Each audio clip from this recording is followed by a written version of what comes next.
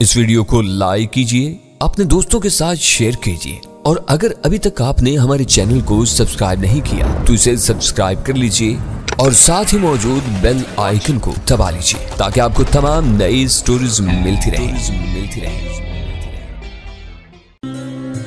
उसके शनाख्ती कार्ड की नकल हाथ लग जाने के बाद कोई भी जालसाज आसानी से हर किस्म के दस्तखतों की नकल कर सकता था। मैं दोबारा गाड़ी में पहुंच गया। अफजल बहुत बेचैनी से मेरी वापसी का मुंतजिर था। मैंने उसे हर किस्म की बेएहतियाती के मुस्मरात से आगाह करके इस कदर खौफजदा कर दिया कि वो अपनी भूल पर घुट घुट कर रोने लगा। मैंने उसे घर जाने की इजाज़त दे दी, मगर ये वाजे कर दिया कि अगली सुबह उसको घर पर रहकर हमारा इंतज़ार करना था और हमारे साथ दफ्तर पहुंचकर लक्ष्मी को हमारे हवाले करना था। ममनूनियत से लबरेज लहजे में यकीन दहानियां कराता हुआ वो गाड़ी से उतर गया। उसके उतर जाने के बाद अव्वल खान ने खाली जगह संभाली और हम दोनों अपने घर की तरफ रवाना हो गए। मेरा ज़हन मुसलसल मास्टर की पुरइसरार शख्सियत में उलझा हुआ था। अगर वो अफजल की सुनाई हुई कहानी के मुताबिक कोई जिम्मेदार पाकिस्तानी था तो फिर इसका अंजाम कृष्ण कुमार, हरिचंद और श्याम से ज्यादा इबरतनाक होना चाहिए था। अभी हम उस अफसर के बारे में कुछ नहीं कह सकते थे। अव्वल खान ने दौरान सफर मेरा ज़हन पढ़ते हुए सकूत तोड़ा। हमारे अब तक के तजर्बात शाहिद हैं कि हिंदू ही नहीं, बाज़ पाकिस्तानी भी अपने मुल्क के साथ मुखलिस नहीं है। अकरम इलाही और मकबूल चौधरी ऐसे पाकिस्तानियों की वाज़ेह तरीन मिसाल थे। मुराद लतीफ़ इनसे भी दो हाथ आगे था। जब वीरा हिंदुओं और एक ईसाई के मारे जाने की बात कर रही थी तो हम में से किसी को ये नाम याद नहीं आए थे। मैंने कहा वो अपने दिल का गुबार निकालने के लिए हर वक्त कुछ न कुछ बोलते रहने की आदी होगी कि कोई उसकी बात को अहमियत देकर जहन पर जोर नहीं डालता। मेरी शिकायत सुनकर अव्वल खान हंसते हुए बोला, आम हिंदुओं को दूसरे पाकिस्तानियों की तरह अपनी दाल रोटी और रोजमर्रा मसाइल की फिक्र गिर रहती है। गद्दारी करना तो बड़ी बात है, इनको शायद इसका मफ़हूम भी मालूम नहीं होता होगा। इनके बरक्स हम माजी में ऐसे हिंदू अफसरों से निमट चुके हैं जो पाकिस्तान की सरकारी मुलाजमत में रहकर दुश्मनों के मफादात के लिए काम कर रहे थे। हो सकता है कि लक्ष्मी वाला अफसर भी ऐसा ही कोई आदमी हो। वो बहुत चालाक और मक्कार मालूम होता है। मैंने सर्द लहजे में कहा, अपनी मुजरिमाना सरगर्मियों को परवान चढ़ाने के लिए एक नामालूम अजनबी के नाम पर मोबाइल कनेक्शन लेने का ख्याल किसी आम आदमी के जहन में नहीं आ सकता। उसने अपने बुरे वक्त की पेशगी मनसूबाबंदी की हुई थी। वहां से हमारे घर तक का फासला ज्यादा नहीं था। हम इसी मौजू पर उलझे हुए घर वापस पहुंच गए। पता नहीं ये लोग अपनी औरतों को क्यों सामने लाते हैं। हमारी रिपोर्ट सुनकर सुल्तान शाह बुड़बुड़ाया, पहले मारुति थी अब लक्ष्मी आ गई। मारुति खतरनाक थी, मुझे लक्ष्मी से कोई अंदेशा नहीं है। वीरा हंसते हुए बोली, यानी इतना बदजोक नहीं है कि किसी भंगन को ज्यादा अहमियत है। आखिर तुम्हारी हर बात की तान इन्हीं पर आकर क्यों टूटती है। वीरा को मजाक गजाला से बर्दाश्त नहीं हो सका। ऐसे काम बहुत हौलनाक और पुरखतर होते हैं। गजाला के लहजे की तलखी को भांपकर अव्वल खान ने बोलना शुरू कर दिया, इनमें जिन्स, मजहब और उम्र का कोई फर्क रवा नहीं रखा जाता। जो हाथ आए उसे भट्टी का ईंधन बना दिया जाता है। सीक्रेट एजेंट के लिए अपने मिशन के सामने इज्जत, असमत, जिंदगी और हर चीज हीच होती है। वो सब कुछ दाव पर लगाकर कामयाबी के लिए कोशा रहता है। गर्दनें उतारने के इस खून आशाम खेल में वो कहीं भी झिझके तो ये धड़का लगा रहता है कि उसकी गर्दन उतार ली जाएगी। कान खोल कर सुन लो, सुल्तान शाह ने वीरा को मुतवज्जा किया, ये सरसरी बातें नहीं है। तुम्हारे लिए पहला सबक है, भारत में तफरीह नहीं होगी। वहां जाकर तुम्हें एक सच्चे पाकिस्तानी सीक्रेट एजेंट की तरह शब रोज मेहनत करना पड़ेगी। मैं यहाँ भी काम करती हूँ, तुम्हारी तरह हराम खोरी नहीं करती। वीरा ने चिढ़ने के बजाय खुश मिजाजी का मुजाहरा किया। मैं तुम्हें पहले भी समझा चुका हूं कि बार बार ये लफ्ज इस्तेमाल ना किया करो। सुल्तान शाह ने नासिहाना लहजे में कहा, हराम खोर का उलट वही होता है जो तुम लक्ष्मी के लिए इस्तेमाल कर चुकी हो। तुम खुद को भंगन कहलवाने पर क्यों मुसर रहती हो। वीरा के साथ इख्तियार किए जाने वाले जारहाना रवैये ने गजाला का इश्तियाल खत्म कर दिया और वो रात के खाने का बंदोबस्त करने के लिए उठ गई। अव्वल खान के मामूलात शहरी असरात की वजह से खासे बिगड़ चुके थे, लेकिन दबाव से आज़ाद होने की सूरत में वो इन ही मामूलात की तरफ लौट जाता था जो फौजी कैंप और मेस या लंगर खाने में नजर आते हैं। हमारे बरक्स वो अपने घर से खाना खा कर आया था और मेज पर हमारा साथ देने की बजाय वापसी का ख्वाहा था। वीरा उसे रोक कर लपकती हुई अपने कमरे में गई और जब वो वापस आई तो मुझे पता चला कि उसने हमारे साथ भारत रवानगी का फैसला करने के बाद वक्त ज़ाया नहीं किया था। मेरी गैर हाजिरी में उसने गजाला के साथ बाजार जाकर पासपोर्ट के लिए दोनों की रंगीन तस्वीर बनवा ली थी। उसने तस्वीर का लिफाफा अव्वल खान की तरफ बढ़ा दिया और बोली, होने वाला काम पहली फुर्सत में कर लिया जाए तो बेहतर होता है। अगर तुम्हारा इशारा मेरी तरफ है तो मेरी तस्वीर तैयार हैं, मैं भी कमरे से लेकर आता हूँ। मैंने बिला तवक्कुफ जवाब दिया, ज़हमत करने की जरूरत नहीं, तुम्हारी तस्वीरें भी इस लिफाफे में मौजूद हैं। गजाला ने तलाश कर ली थी। अव्वल खान ने लिफाफा खोलकर तस्वीरों का सरसरी जायजा लिया ان کی تعداد گنی اور لفافہ بند کر کے اپنی جیب میں رکھ لیا۔ کھانے کی میز پر ویرا نے ایک مرتبہ پھر میجر بخشی کا ذکر نکال لیا۔ اس وقت تک اول خان ہمارے گھر سے رخصت ہو چکا تھا۔ وہ ذہنی طور پر ناکارہ اور بے ضرر ہو چکا ہے، اس کے بارے میں سر کھپانا بے سود ہے، غزالہ نے بخشی کا نام سن کر کہا۔ وہ ناکارہ ضرور ہو گیا، لیکن اس سے پہلے اپنی دھمکیوں کو عملی جامہ پہنانے کا بندوبست کر کے آیا۔ کیا تمہیں اس بات پر حیرت نہیں ہے کہ اس نے بہت کم مہلت ہونے کے باوجود اپنا کام پورا کر لیا؟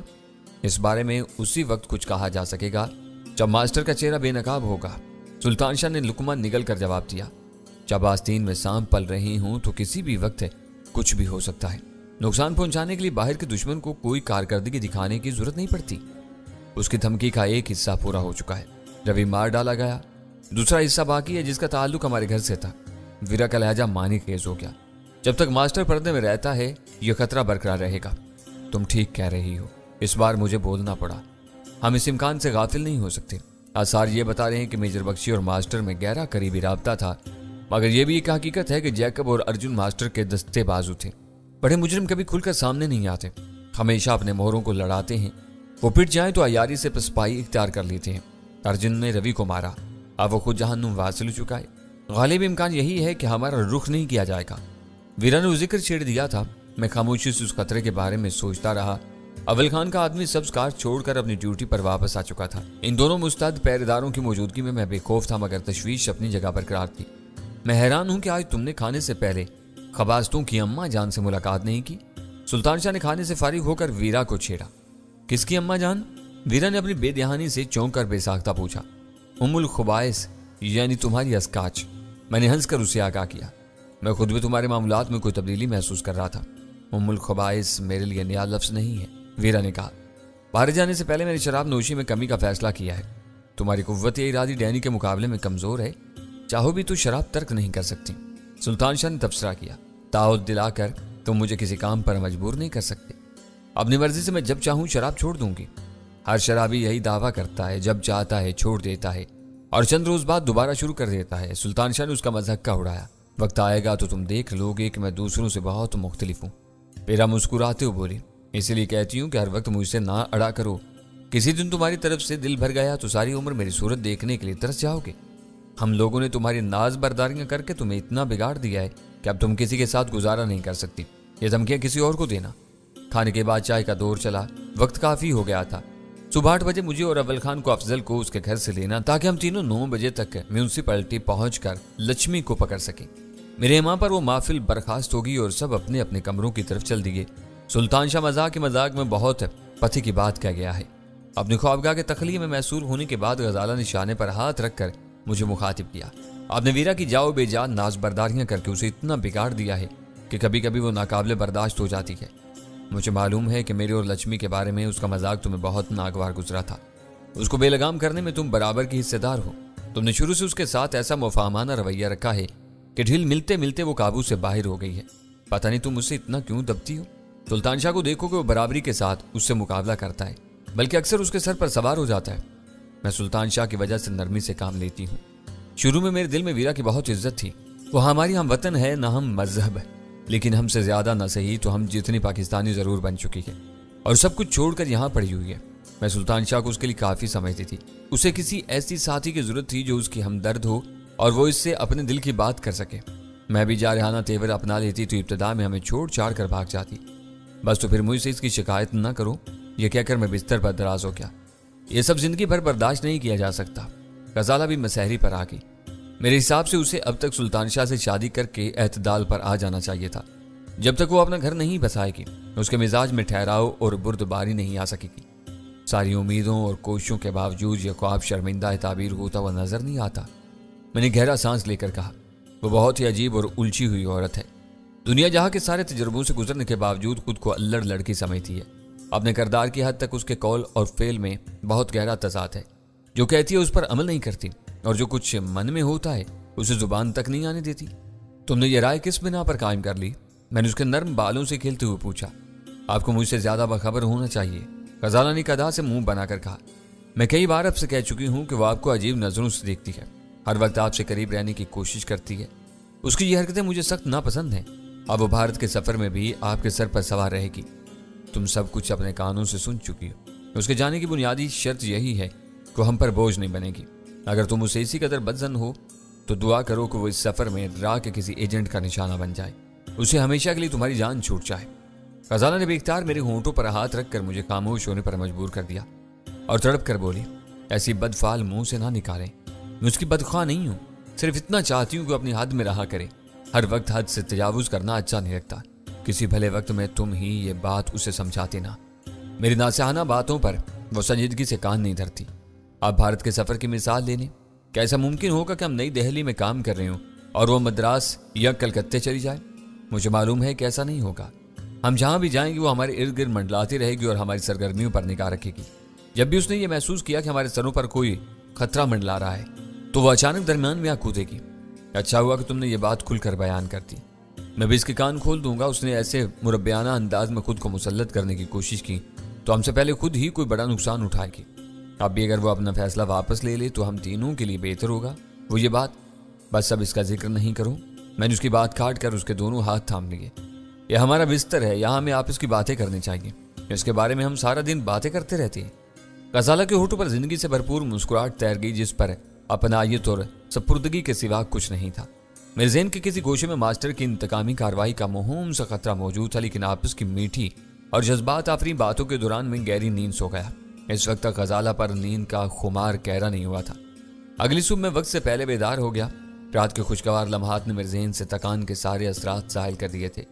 मुकर्रर वक्त पर अव्वल खान आ पहुंचा। मैं तैयार था, फौरन ही उसके साथ निकल खड़ा हुआ। अगर जरूरत पेश आ गई तो तुम किसी तसादुम का सामना करने के लिए तैयार हो ना? अव्वल खान ने तायद तलब अंदाज में पूछा।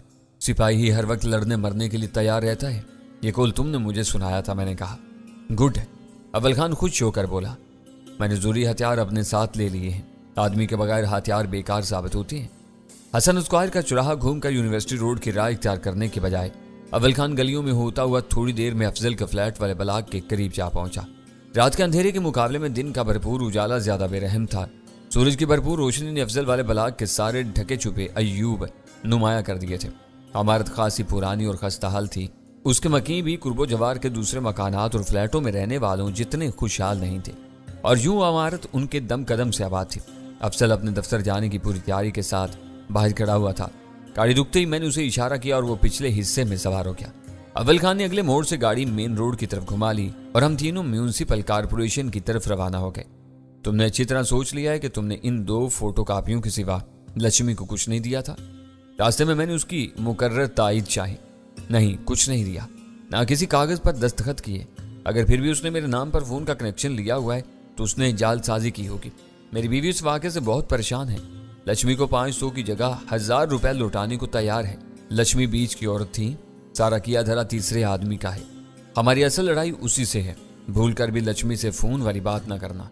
उसे यही कहना कि तुमने भूल से उसे गलत कागज दे दिए हैं। अव्वल खान बोला, तुम बहुत नर्म दिल और हमदर्द इंसान हो। वो तशक्कुर से लबरेज लहजम बोला, चाहते तो रात भर हवालात में बंद रख सकते थे, मगर तुमने मुझे घर पर रहने की इजाजत दे दी। मेरी तरह लक्ष्मी भी बहुत करीब और सादा औरत है। जो कुछ हुआ उसमें लक्ष्मी की बदनीयती का कोई दखल नहीं था। मेरी तरह उसे भी कोई तकलीफ नहीं पहुंचनी चाहिए। ये मुझ पर तुम्हारा बड़ा एहसान होगा। मैं बिल्कुल वही करूंगा जो तुम चाहते हो, बल्कि इसे कुछ नहीं बताऊंगा। तुम जो चाहो उससे कह देना। मैंने सोचा कि लक्ष्मी के ताउन के लिए अफजल का मुतमईन होना जरूरी था। मैंने जवाब देने की जिम्मेदारी संभालते हुए कहा, अगर उसकी नीयत साफ थी तो उसका बाल भी बीका नहीं होगा। इसका फैसला तुम हमारी स्वाबदीद पर छोड़ दो, उसके साथ ज्यादती नहीं होगी। अफजल म्यूनिसिपल कॉर्पोरेशन में निचले दर्जे का मुलाजिम था, लेकिन शायद खासा पुराना हो चुका था। उसकी वजह से हमें पार्किंग एरिया में गाड़ी खड़ी करने में कोई दुश्वारी नहीं हुई। उसने हमें गाड़ी में छोड़ा और थोड़ी देर में लक्ष्मी को अपने साथ लाने का वादा करके तेज तेज कदमों से चलता हुआ अपने दफ्तर की तरफ चल दिया। उसे अपनी साख और इज्जत बहुत अजीज थी। हम दोनों को अपने साथ दफ्तर में ले जाकर चैमगोइयों का मौजू नहीं बनना चाहता था। इसकी वापसी बहुत देर में हुई। उसके साथ मुनासिब कदुकामत और फरबही माइल जिस्म वाली एक पुख्ता उम्र की खातून भी थी। रंगीन सूती साड़ी में उसका गहरा गंदमी रंग चमक रहा था।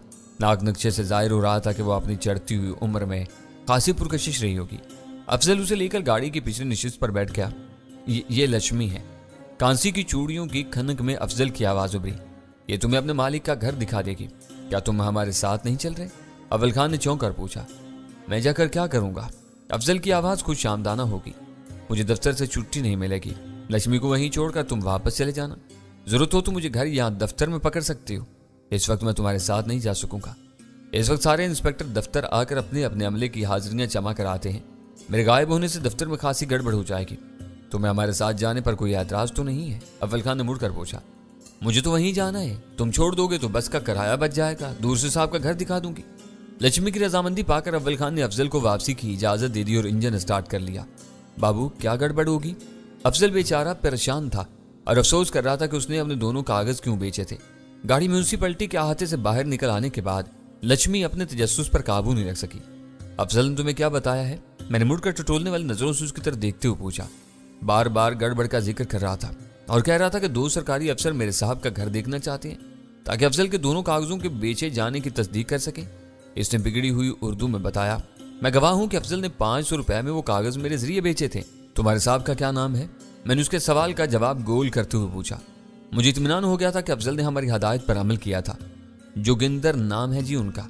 उसने झिझकते हुए अपने मालिक का नाम बताया। बहुत अच्छे और सीधे आदमी हैं। लक्ष्मी की जुबान पर आने वाले नाम ने मुझे चौंका दिया। हम मजहब की बुनियाद पर तफरीक के मसले से जितना बच रहे थे वो मसला उसी शिद्दत से उभर कर हमारे सामने आ रहा था। जोगिंदर और मेजर बख्शी के दरमियान होने वाला गठजोड़ यकायक काबिल फहम और फितरी नजर आने लगा था। तुम्हारे जोगिंदर साहब किस दफ्तर में काम करते हैं? मैंने लक्ष्मी की खादमाना अना को मजरू किए बगैर पूछा। बस इतना पता है कि उनके दफ्तर से भारत जाने का वीजा मिलता है। लक्ष्मी का मासूमाना इंकशाफ धमाका खेज था। साहब जी से चाहे भारत यात्रा का वीजा दिलवा सकते हैं। मुझे उससे ज्यादा कुछ नहीं मालूम। लम्हा भर के लिए मेरी और अव्वल खान की निगाहें चार हुई। हम दोनों इस नए मोड़ पर हक्का बक्का रह गए थे। म्यूनिसिपैलिटी में काम करने वाली एक मामूली भंगन ने अचानक मास्टर के पुरस्कार चेहरे से हर नकाब उतार फेंकी थी और उस अहम तरीन पेशरफ्त का बेशतर क्रेडिट अफजल को जाता था जिसने किसी मुजाहमत के बगैर लक्ष्मी तक हमारी रसाई को मुमकिन बल्कि आसान बना दिया था। क्या अफजल को तुम्हारे मालिक के बारे में ये बातें मालूम नहीं थी? मैंने अपने हैजान पर काबू पाते हुए सुकून से पूछा। कभी मैंने बातों बातों में बताया हो तो उस बेचारे को कहाँ याद रहा होगा। वो हर वक्त अपने दफ्तर और घर के मसलों से परेशान रहता है। 4 ऊपर तले बेटियां हैं और सब पढ़ रही हैं। गरीब आदमी बच्चों को पढ़ाना चाहे तो उसे फाकों से गुजरना पड़ता है। पेट भर ले तो बच्चों को नहीं पढ़ा सकता। ऐसे परेशान हाल आदमी को मेरे साहब के नाम और काम से क्या दिलचस्पी हो सकती है? तुम अपने साहब से बात करके कोई अच्छी नौकरी दिला सकती हो। मैंने बात आगे बढ़ाई। उसे कभी ये नहीं सोचा। पेंशन और फंड मिलने की उम्मीद में दिन रात गधे की तरह काम में जुटा रहता है। अफजल का जिक्र करते करते लक्ष्मी को अपने मसाइब याद आ गए और उसने गहरा सांस लेकर अपनी बात जारी रखी। हमें भी क्या मिलता है? कुछ नहीं, बस पक्की सरकारी नौकरी है। हमें भी फंड के साथ पेंशन मिलेगी, वरना आधी तनख्वाह सुपरवाइजर खा जाता है। बस ये फायदा है कि हाजिरी लगवाने के बाद हम बाहर ड्यूटी करने के बहाने गायब हो जाते हैं। खुद बाथ आइलैंड के 2 घरों में काम करती हूँ तो गुजर बसर होती है। अफजल और उस जैसे मुंशी दिन भर एक खूंटे से बंधे रहते हैं। लक्ष्मी जिस रफ्तार से बोल रही थी मैं उसे कहीं ज्यादा रफ्तार से सोच रहा था। वो खामोश हुई तो मैंने कहा, अफजल से बहुत बड़ी भूल हो गई है। हमें हर कीमत पर वो दोनों कागज वापस चाहिए। कोई बात नहीं, लक्ष्मी ने मेरी बात काट कर इत्मीनान से कहा। मैं साहब से बात करूंगी, कागज इनके पास हैं तो वापस दे देंगे। चाहे पैसे भी वापस ना लें, अफजल की परेशानी दूर हो जाएगी। मुझे उस बेचारे पर हमेशा तरस आता है। वो हमदर्दी के जज्बे से इस कदर सरशार थी कि अपने मतलब की बात पर आने का मौका ही नहीं दिया था। मैंने उसकी तजवीज़ बेदिली से सुनी, फिर कहा, तुम्हें इन कागजों की अहमियत मालूम नहीं है, इसलिए ये बात कह रही हो। जोगिंदर वो कागज नहीं लौटाएगा। तुमने इस बारे में बात की तो वो इन कागजों को किसी ऐसी जगह छुपा देगा जहां इन तक पहुंचना मुश्किल हो जाएगा। मेरी कलाबाजी ने अव्वल खान को हैरान कर दिया था। उसने अंग्रेजी में पूछा, ये तुमने क्या चक्कर शुरू कर दिया? खामोशी से सुनते रहो, मैं हिज एक्सीलेंसी के बारे में कुछ और ही सोच रहा हूँ। पता नहीं तुम क्या कह रहे हो, तुम्हारी बातें मेरी समझ में नहीं आ रही। लक्ष्मी उलझन का शिकार हो गई थी। साहब के घर में तुम क्या काम करती हो? वहां और कौन कौन रहता है? मैं नरमी से पूछा। सारे ही काम करती हूँ। साहब एक कुत्ते के साथ अकेले रहते हैं, वो मुझसे हिला हुआ है। काम करने जाती हूँ तो दुम हिलाते हुए साथ साथ पूरे घर में फिरता रहता है। वो बीमार हो तो बंद किया जाता है, वरना खुला रहता है। मुझे अपनी दिली मुराद बराने का सुनहरा मौका सामने नजर आ रहा था। मैंने सवाल किया, फिर तुम घर में कैसे आती जाती हो? मेरे पास घर की चाबी है, उसने फखर से बताया। दूसरे घर से फारिग होकर मैं आखिर में वहां जाती हूँ, हांडी चढ़ा कर दूसरा काम काज करती हूँ। 2:30 बजे साहब वापस आते हैं तो मैं हांडी चूल्हे से फारिग हो चुकी होती हूँ। इन्हें खाना देकर बर्तन साफ करती हूँ और सूरज ढलने से पहले घर लौट आती हूँ। पिछले 1 बरस से मैं इसके घर में काम कर रही हूँ। तुम चाहो तो अफजल की मदद कर सकती हो। किसी को कानो कान पता नहीं चलेगा कि तुमने क्या किया है। गरीब अफजल मुसीबतों से बच जाएगा। हम जाहिल लोग हैं बाबू, लक्ष्मी ने बेचारगी से कहा। मुझे साफ सा बताओ कि मुझे क्या करना है। बात मेरे बस में हुई तो अफजल के लिए कर गुजरूंगी, वरना तुमसे माफी मांग लूंगी। मुझे ये सब कुछ खतरनाक सा लग रहा है। अभी तक अफजल के लिए सब खतरनाक है। तुम हमको अपने साथ साहब के घर में ले जाओ, हम एहतियात से वो कागज ढूंढेंगे, मिल गए तो लेकर वापस आ जाएंगे, ना मिले तो ये अफजल की बदकिस्मती होगी। नहीं, लक्ष्मी ने घबरा कर अपने दोनों कानों को हाथ लगाते हुए कहा, मालिक ने मुझ पर भरोसा किया है, मैं इनसे पूछे बगैर दूसरों को घर में नहीं ले जा सकती। ये मालिक की नमक हरामी होगी, मैं ऐसा नहीं करूंगी। हम तुम पर जोर नहीं डाल सकते, मैंने मायूसी से कहा। अफजल की भलाई के लिए एक मशवरा था, तुम नहीं मानोगी तो फिर हम उसके लिए कुछ नहीं कर सकेंगे। हर आदमी अपने किए का फल पाता है।